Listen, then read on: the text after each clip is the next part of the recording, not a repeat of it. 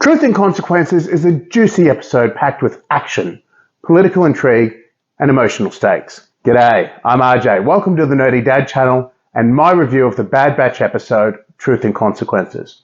Truth and Consequences was directed by Stuart Lee. It's the 8th episode of the 2nd season of the Bad Batch, and it originally aired along with the 7th episode, The Clone Conspiracy. Let's talk about the episode, and that means potential spoilers. Okay. The Emperor. Yes, there is more to the episode than that, but that's the crux of it. When we saw this scene in the trailer, I was scared for Omega.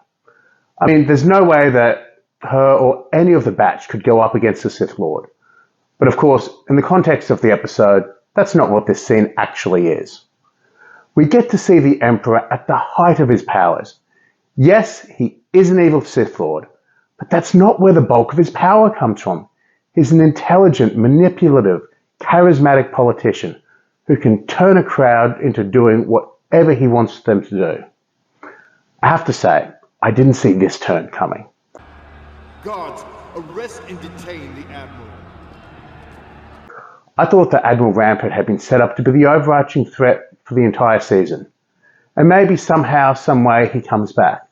But it looks like he's essentially been taken out of the picture. The Bad Batch provide the action of the episode.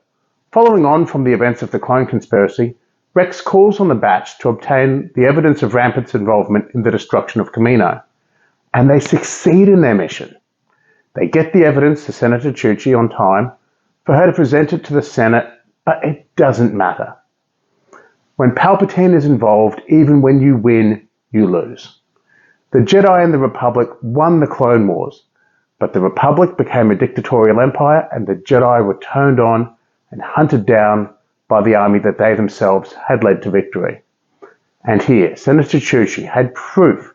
She had proof of Rampart's involvement in the destruction of Kamino. And the Emperor uses Rampart's guilt to pass the very bill that the Emperor had been using Rampart to get through the Senate. Omega gets a very hard lesson about the way of the galaxy, and she experiences even further loss. For a season and a half, Echo had been pushing against the direction of the Batch, and he wanted to do more with their abilities. He thought they should be out helping the galaxy like Rex. So in the end, he left to join Rex. Now, we know that Echo isn't with Rex, Wolf, and Gregor when the Ghost crew finds them in Rebels, so I'm hoping Echo rejoins the Batch at some point in the future. Otherwise, the prognosis for his health really isn't very good. But that's for the future.